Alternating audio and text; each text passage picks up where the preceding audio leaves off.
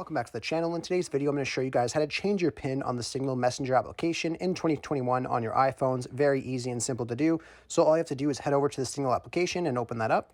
Once you're on Signal, you just want to go to the top left corner where you see your profile photo, either that or your name. So just click on that. And then what you want to do is go to privacy. So just click on privacy.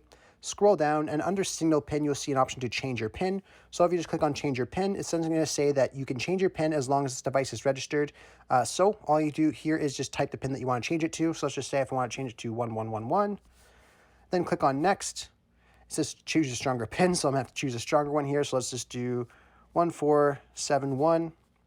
Then next, then all I have to do is type in the PIN again. So 1471, and then click on next again. And once you've done that, you then successfully have changed your PIN. I really hope I was able to help you guys out with showing you guys how to do this. If this video does help you out, be sure to leave a like on it and subscribe for more content. Thanks for watching.